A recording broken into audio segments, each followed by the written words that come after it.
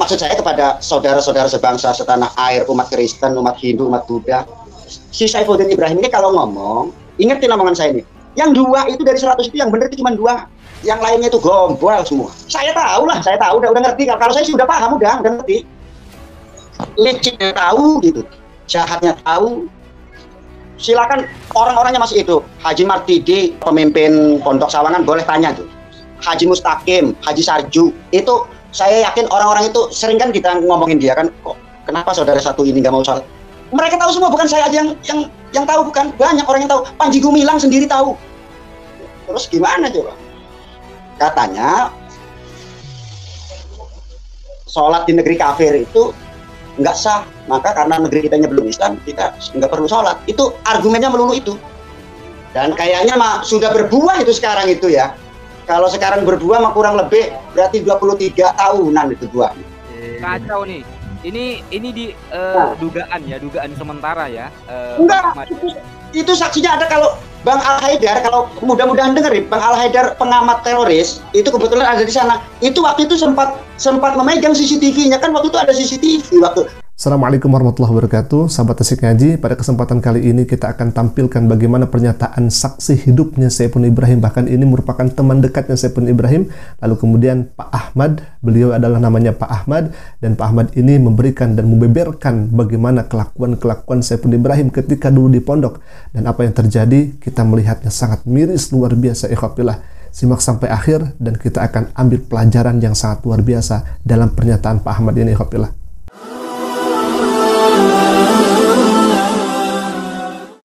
Sebelum di Al Zaitun itu Saifuddin Ibrahim sebelumnya dipekerjakan di pondok pesantren Darul Akrom pimpinan Haji Martidi, kalau nggak salah itu di Sawangan Depok. Darul Akrom itu, Darul Akrom yang di Sawangan itu dalam naungan Muhammadiyah, karena memang Saifuddin Ibrahim itu memang ada saudaranya yang dari kentalan Muhammadiyah sehingga dipekerjakanlah di situ. Di situ pun hanya sebagai kepala asrama, bukan tenaga pengajar, bukan apa di situ. Nah, jadi itu sebagai kepala asrama, terus membawa ajaran-ajaran NII, bahwa ke anak-anak SMP, ke anak-anak SMA itu dijejelin ajaran-ajaran begitulah yang menyimpang, bahkan mengajarkan anak-anak di situ tuh nggak sholat, nggak puasa gitu tuh. Jadi resah guru di sana tuh, resah. Haji Martidi, Haji Rahmat, Haji Fajar Siddiq di situ. Resah. Akhirnya ada kelucuan di situ tuh, di samping udah lagi jadi gunjingan gitu tuh. Di pesantren itu ada namanya Haji Tahir, itu dapat pentaris dari salah motor Grand tahun 94 itu ya. Itu enggak tahu gimana ceritanya lah, pokoknya itu kasus aja, hilang aja motor tuh, dipinjam Saifuddin nih. Nah, kebetulan sekali, banyak kebetulan memang ada anak SMP yang kena doktrin itu, kebetulan bapaknya koramil. Cerita itu ke bapaknya dianggap sumber, sehingga dicari, kabur lah NII ke Al Zaitun. Itu kronologis nih dulu nih. Itu kasus di Sawangan ya, di pondok pesantren Darul Akrom itu, pimpinan Pak Haji Martidi itu, kalau nggak salah, Pak Fajar Siddiq di sana. Iya, kalau mau diceritakan sampai pagi nggak selesai, Bang Ayub, ini panjang masalahnya, dipotong-potong aja lah ya.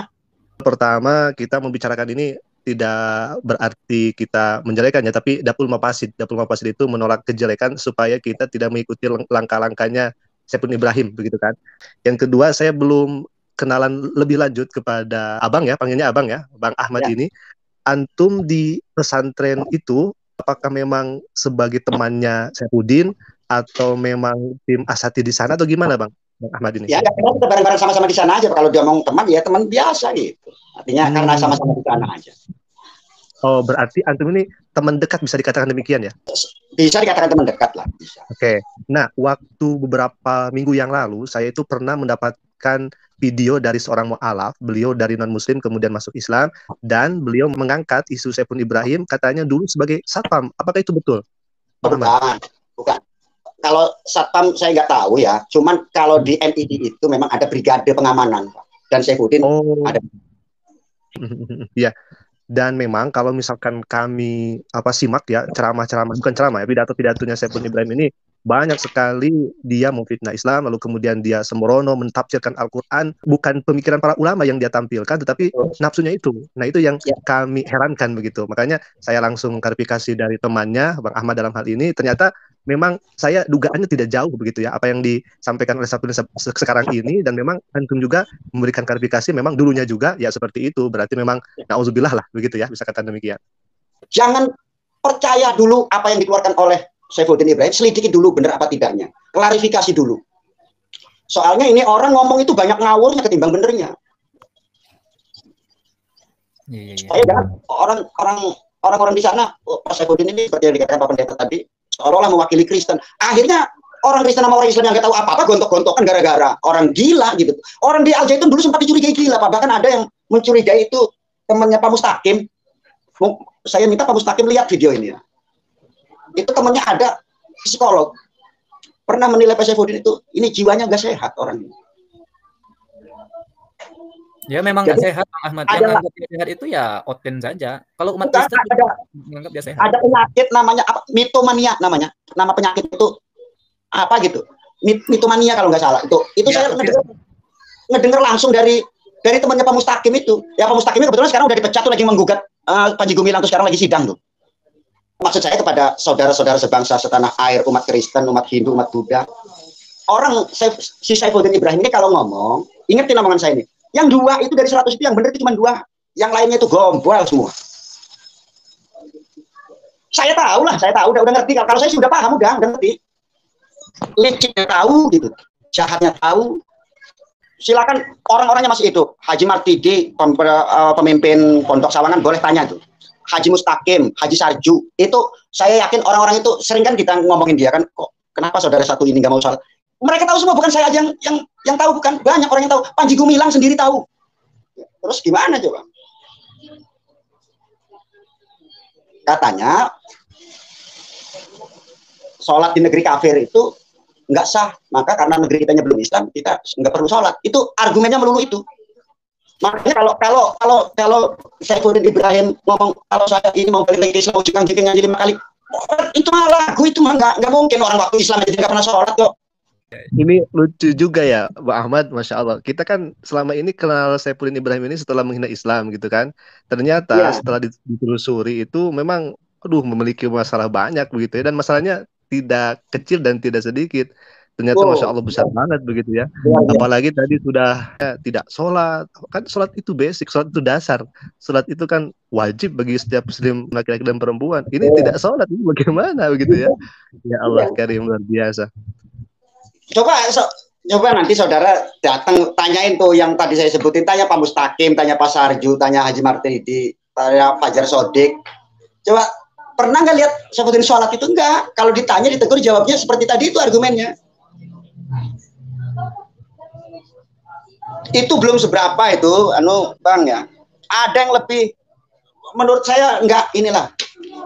Di logika saya macet. Yang lebih buruk dari itu tuh, tahu saya kartunya moralnya. Makanya ketika dia ngomong moral tentang moral Nabi, moral yang maha kuasa, ini sebetulnya gimana ceritanya? Berarti Bang, kalau misalkan melihat background Saifuddin seperti itu, antum tidak aneh juga melihat Saifuddin Ibrahim murtad itu ya? Enggak aneh, enggak. Bukan merasa aneh, cuman ya merasa gimana? Artinya silahkan mau murtad, mau ke neraka, mau ngapain silahkan, bawa agamanya, kepercayaannya, bawa sana. Kalau memang yakin itu ambil, tapi jangan masuk ke ranah ini gitu tuh. Jangan ngomong Nabi Muhammad begini, sok tahu, padahal kan nggak begitu. Ngomong Allah begini, jangan ngomong Allah, jangan ngomong Nabi Muhammad, jangan ngomong Quran. Udah ngomongnya Injil aja, ngomongnya Kristen aja, udah ngomong itu aja. Injil sampaikan itu yang benar gitu tuh. Saya mungkin nggak akan ada di room ini, nggak angkat bicara. Saya bicara di room ini kan karena saya panik aja, greget, gemes gitu tuh. Kok modal kamu ada di saya, modal kamu itu di kantong saya, kata saya. Tapi saya ini setiap saya mau masuk ke room dia itu susahnya minta ampun. Maksud saya coba, saya mau diskusi lah ya. Coba sih yang baik-baik aja. Kalau mau jadi penginjil yang benar, udah selesai. Yakini itu, imani itu. Kalau memang udah nggak seneng Islam, udah selesai. Kita nggak maksa kok. Tapi jangan bawa-bawa Islam lagi.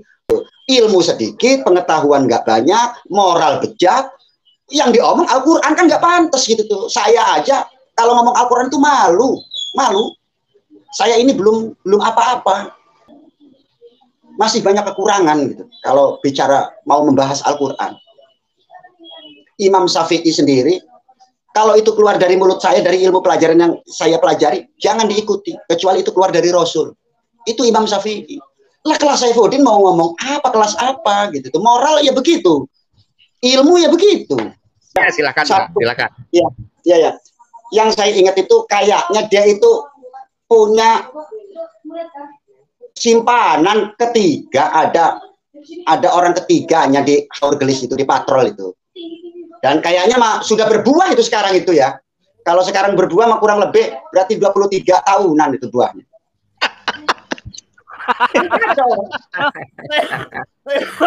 Aduh, kacau nih. Ini di dugaan sementara ya. Enggak, itu saksinya ada. Kalau Bang Al-Haidar, kalau mudah-mudahan dengerin, Bang Al-Haidar pengamat teroris itu kebetulan ada di sana. Itu waktu itu sempat memegang CCTV-nya, kan waktu itu ada CCTV waktu tololnya dia melakukan itu. Kok sampai di tempat seperti itu? Apa nggak waspada? Apa gimana? Saya nggak ngerti. Coba Bang Al-Haidar nonton ini, mudah-mudahan komen dia. Karena Bang Al-Haidar waktu itu di sana. Iya. Oke, Tasik Haji. Ada tambahan nih. Mungkin tadi menahan bawah kayaknya. Silakan. Ya, terakhir Bang. Pertama, saya tanggapi yang pertama itu maling motor, kemudian tadi tilep uang, terus ada menampilkan orang juga, bahkan tadi ada bukti rekaman CCTV. Itu semuanya jahat ya, dan itu merupakan bentuk yang sangat luar biasa kejahatannya. Apalagi kalau misalkan dia dulu seorang muslim, kemudian tidak sholat. Wah, ini sudah sangat komplit dan luar biasa ya. Nah, maka dari itu yang pertama, saya memang mengucapkan terima kasih kepada Bang Ahmad khususnya dan kepada semua teman-teman muslim di sini. Cukup terang benderang lah permasalahan ini. Memang dulunya seperti itu, lalu kemudian dia ngadak-ngadak menjadi paham agama, jadi pendeta senior luar biasa begitu ya, padahal dia tidak demikian. Dan kami berharap kepada Bang Ahmad di satu waktu, kalau misalkan Bang Al-Ayyubi atau siapapun muslim yang memang membutuhkan keterangan-keterangan terkait dari Saifuddin Ibrahim ini, dan antum bisa sedia gitu ya, untuk memberikan penerangan-penerangan dengan jelas begitu ya Bang Ahmad ya. Siap. Alhamdulillah sahabat Tasik Ngaji, itulah rangkuman dan garis besar apa yang disampaikan oleh Pak Ahmad di channel Al-Ayyubi itu. Lalu kemudian beliau, Pak Ahmad ini membeberkan bagaimana kelakuan dan watak Saifuddin Ibrahim selama dia di pondok. Dan Masya Allah, apa yang dia katakan, Pak Ahmad katakan ini sungguh membuat kita berinding dan ketakutan. Karena apa yang disampaikan oleh Pak Ahmad ini yang kemudian menggambarkan kelakuan Saifuddin Ibrahim ini, na'udzubillahi min dzalik, sungguh keluar daripada jalur syariat Islam. Apalagi kalau misalkan sudah tidak sholat, tapi dia mengaku sebagai guru agama. Apalagi kalau misalkan dia suka melakukan kejahatan-kejahatan, lalu kemudian ditambah dengan tidak sholat, tetapi dia mengaku sebagai guru senior, guru tafsir hadis dan sebagainya. Na'udzubillahi min dzalik. Kami tampilkan ini untuk pelajaran khususnya kepada non-muslim yang mengagung-agungkan Saifuddin Ibrahim. Anda mengagungkan Saifuddin Ibrahim karena Anda tidak tahu bagaimana kebenaran Islam. Maka dari itu kami tampilkan ini agar Anda membuka mata Anda seluas mungkin, agar Anda sadar dan tidak mengikuti Saifuddin Ibrahim. Anda dibohongi oleh Saifuddin Ibrahim. Selama ini Anda itu mengagungkan karena dianggap Saifuddin Ibrahim mungkin oleh Anda itu paham agama dan sebagainya. Mohon maaf, dulu ketika di Islam saja tidak sholat, bagaimana dia dikatakan paham agama? Ketika di Islam saja dia melakukan hal-hal dan melanggar syariat-syariat Islam, apakah dia pantas dan layak menyandang sebagai ahli agama? Na'udzubillahi min dzalik. Buka seluas mungkin mata Anda, wahai non-muslim. Kami sangat sayang kepada Anda, kami sangat kasihan kepada Anda. Untuk itu tinggalkan apa yang disampaikan oleh Saifuddin Ibrahim, apalagi yang menyangkut terhadap Islam, apalagi yang selama ini dia bicarakan mengenai Islam, memfitnah Islam, menuduh Islam.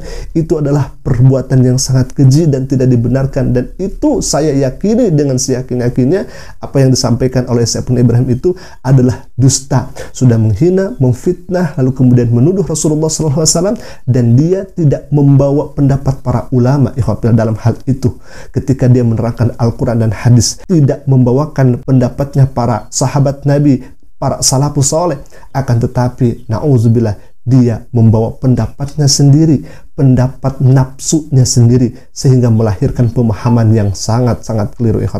Semoga menjadi pelajaran agar kita tidak mengikuti langkah-langkah syaitan.